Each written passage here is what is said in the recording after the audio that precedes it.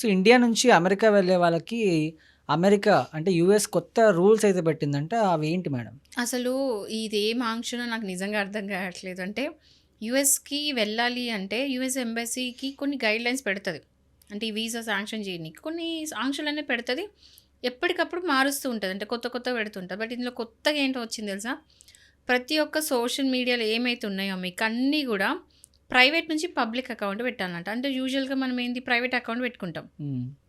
But అక్కడ private account ఉండొద్దంట. ఖచ్చితంగా public account ఉండాలి. అంటే మీ ఫేస్‌బుక్కు, ఇన్‌స్టాగ్రాము, ట్విట్టరు ఇలాంటి అన్నీ గూడా ఈ సోషల్ మీడియాకి సంబంధించిన ప్రతీది గూడా ఓపెన్‌గా అందరికి కనబడేటట్టు ఉంటేనే వీసా అనేది ఇస్తారంట.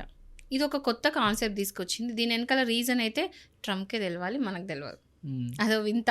అంటే వింతగా అన్నీ ఏదో చేస్తూ ఉంటాడు కదా! అందులో ఇది ఇంక వింత. ఓకే. దీనికి ఏదైనా ఎక్స్‌ప్లనేషన్ ఇస్తాడేమో చూద్దాం. నాకైతే తను దీని వెనకాల పోస్ట్‌లు లాజిక్ పెట్టే అర్థం యూఎస్ కావట్లేదు. గురించి పోస్ట్‌లు గాని, అమెరికా గురించి ఏమైనా మేబీ అంటే పోస్టులు అతను గాని ఇచ్చిన రీజన్ అయితే సేఫ్టీ. హ్మ్. సేఫ్టీ అనేది ఇంపార్టెంట్. ఇప్పుడు ఇండియన్స్‌కి స్పెషల్‌గా. నాకు తెలిసి రాను రాను ఇవన్నీ చూస్తుంటే ట్రంప్ కిమ్ జాంగ్ ఉన్ ఆయన ఉత్తర కొరియా అధ్యక్షుడయ్యేలా ఉన్నాడనిపిస్తుంది. ఎందుకంటే కమెడియన్‌లా చేస్తూ ఉన్నాడు ఈ మధ్య. యెస్. కమెడియన్‌లా చేస్తున్నాడు. కొత్త పగబట్టిండు ఇండియన్స్ మీద. యాహ్! బేసికల్లీ ఏందంటే ఇంకొన్నాళ్ళెళ్తే మొన్న అయినా ఇది ఉంది అదే కదా! ఇప్పుడు సోషల్ పాకిస్తాన్. మీడియా అకౌంట్స్ అని చెప్పాడు. హ్మ్. నెక్స్ట్ ఈ హెయిర్ కట్ చేయించుకుంటే మిమ్మల్ని యూఎస్ రానివ్వను ఇలాంటి ఆంక్షలు పెడతాడేమో. ఇలాంటి ఆంక్షలు పెట్టుకుంటాడేమో. ఇలా చేస్తే బొట్టు పెట్టుకుంటే రాని అనే రకం. యెస్. ఎందుకంటే ఇండియన్స్ మీద పగబట్టిండు. మొన్న ఇప్పుడు ఇండో పాకిస్తాన్‌ది మొన్న ఇది అయింది కదా! హ్మ్. పహల్గామ్‌ది. అప్పుడు మనం ఔట్ రైట్ స్టేట్మెంట్ ఇచ్చినాం. నీ అవసరం మాకు లేదు అన్నట్టుగా మనం ఒకటి స్టేట్మెంట్ పాస్ చేసినాం కదా! మాకెవ్వడి మీడియేషన్ అవసరం లేదు. మాకెవ్వరిది సపోర్ట్ అవసరం లేదు అనేసి చెప్పారు. హ్మ్. దానివల్ల మేబీ ఈగో హర్ట్ అయిందేమో. Whatever maybe the reason. అంటే మనం కామెడీకి మాట్లాడుకునే రీజన్స్ పక్కన పెడితే ఇండియన్స్ మీదైతే ఒక రకంగా పక్కబెట్టి ఇండియన్స్‌కి మాత్రమే పెట్టిన ఆంక్ష ఇదేంటంటే ఖచ్చితంగా మీ అన్ని సోషల్ అకౌంట్స్, ప్లాట్‌ఫామ్స్‌లలో అన్నిట్లో కూడా ఓపెన్‌గా ఉండాలి. Only for Indians. Only for Indians. Private account ఉంటే no. Visa are rejected. Hmm. Hmm. ఇయన్నీ చూస్తుంటే ఎళ్ళకపోవడమే మంచిదనిపిస్తుంది. ఇండియానే బెస్ట్ మరి. ఎందుకండి ఇండియన్ దాటి నేనైతే ఇదొక వింత నాకు అర్థం కాని విషయం ఏందంటే, ఇండియాలో ఉన్నంత ఫెసిలిటీస్, ఇండియాలో ఉన్న ఆపర్చునిటీస్, ఇండియాలో ఉన్న టాలెంట్ ఇవన్నీ ఎక్కడా దొరకవు. పోతారా అమెరికాకి? సంపాదించుకున్నంతా గూడా అక్కడ అకామిడేషను, ఫుడ్డు అన్నిటికి పెట్టుకోవాల్సొస్తది. అంటే సంపాదించుకున్నంత ఖర్చులకే పోతాయి. ఇక్కడ మనము మనీ రూపాయలలో సంపాదిస్తే అక్కడ డాలర్స్‌లో సంపాదిస్తాం. బట్ ఖర్చు గూడా డాలర్స్‌లోనే ఖర్చు పెడతాం గదా! హ్మ్. సో, ఖర్చు అంతే ఉంటది. అదే ఉంటది. బట్ ఫ్యామిలీని మిస్ అయితాం. అమ్మానాన్నని మిస్ అయితాం. ఫ్రెండ్స్‌ని మిస్ అయితాం. ఇష్టమైన ప్లేసెస్‌ని మిస్ అయితాం. ఫుడ్‌ని మిస్ అయితాం. అన్నిటిని మిస్ అయితాం.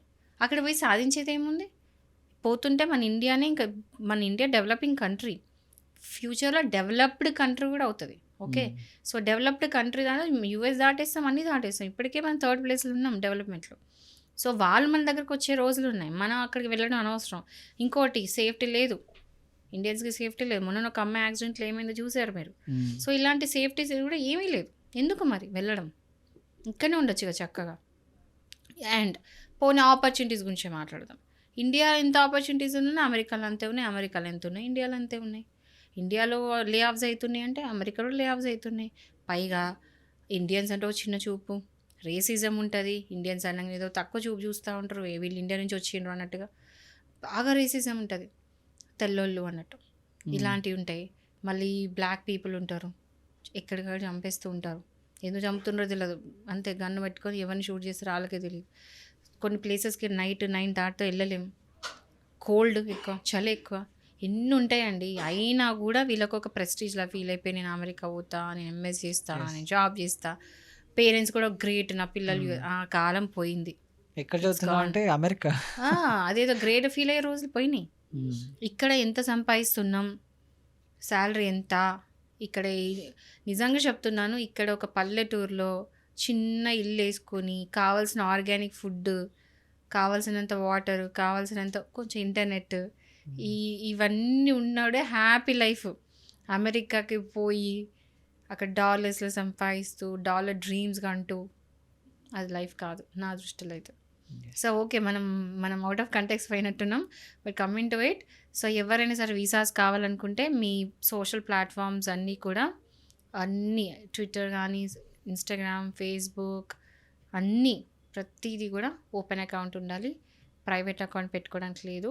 ప్రైవేట్ అకౌంట్ పెట్టుకుంటే మీ వీసా రిజెక్ట్ అవుతుంది.